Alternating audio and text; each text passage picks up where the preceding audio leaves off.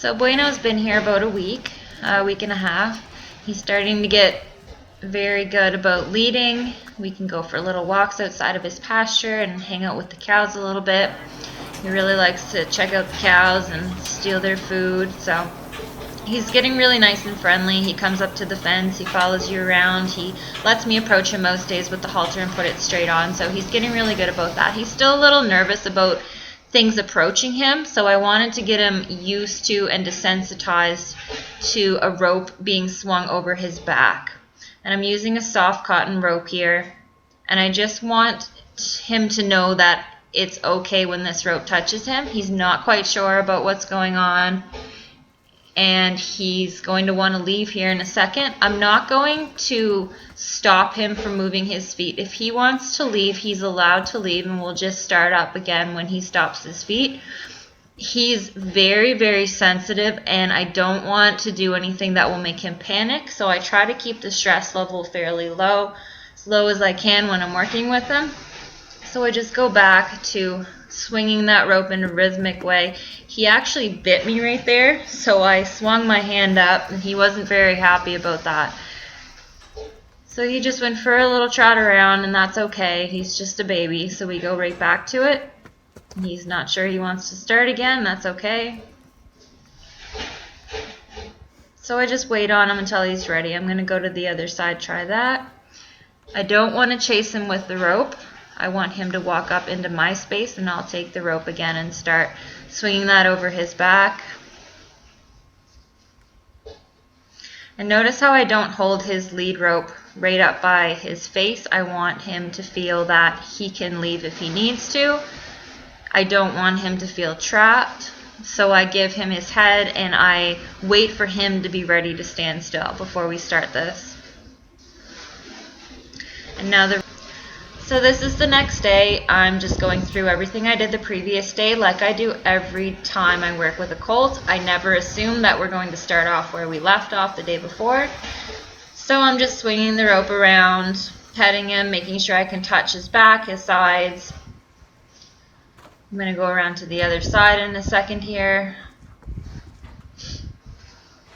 He's gotten quite good about this. He knows that I'm not going to hurt him. He's okay with that movement and that feeling. He's okay with me touching his head and his ears. And I'm going to take that rope and I'm going to check his blind spot. That's an area that I think is overlooked, and that's an area that causes a lot of jumpy horses, in my opinion.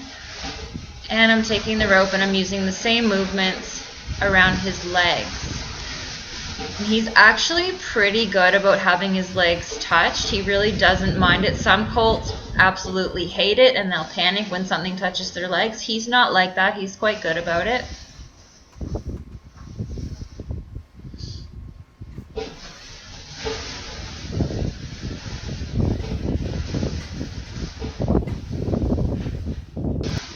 So I grabbed a second rope and I'm just going to loop it around his leg.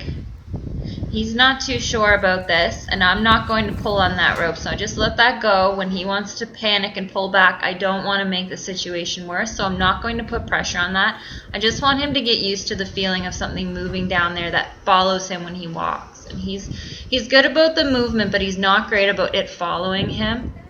So we did that a few times. I don't like the idea of having a loop around him that won't come off. I don't like the idea of having like a lariat around his leg that's abrasive either. It has to be soft. And he got to the point where he allowed me to sort of move with him and jiggle that rope and move it up and down his leg. I'm not putting pressure on his leg here. I'm putting pressure on the halter, asking him to step, and that rope's just going to follow his leg. He really doesn't want to move because he's not really sure if he's maybe caught up in something, but he gets really good about it pretty quickly. And like I said, if he were to panic, I'm just letting that rope go. I don't want to make the situation worse. He's still quite nervous.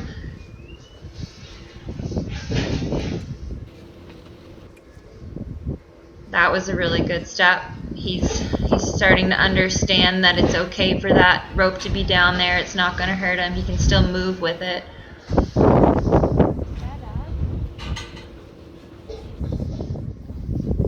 And then he gets to the point where I can put a little bit of pressure on that leg rope and direct his foot when it moves off the ground. And this is really good not only for teaching them to pick up a foot, but it also helps them if they were to ever get tangled in something. They will give to the pressure on their legs rather than panic and pull against it, which could end up in a wire cut.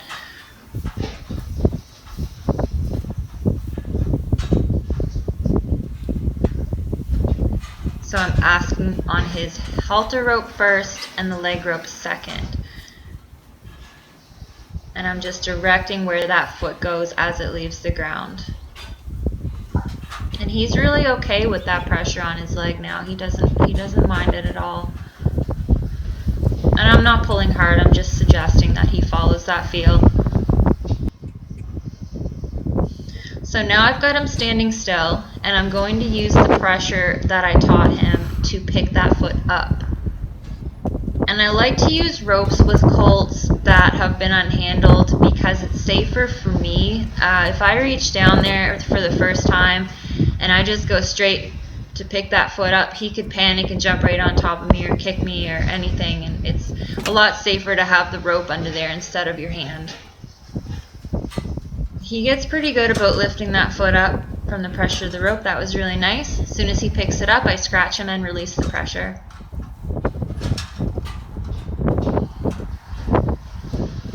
That was really good again. So now I feel pretty confident. I reach with my hand down there. And I'm also careful about his nose because I don't want to get nipped. I'm pulling with the rope as well as my hand. He's a little bit sticky, but there, he picked it up really nice for me. And he held it up too. He didn't try to snatch it back, which was really nice. So I think I ended that session there for that day, and this is a new day, and I can go straight up and pick that foot up really nice.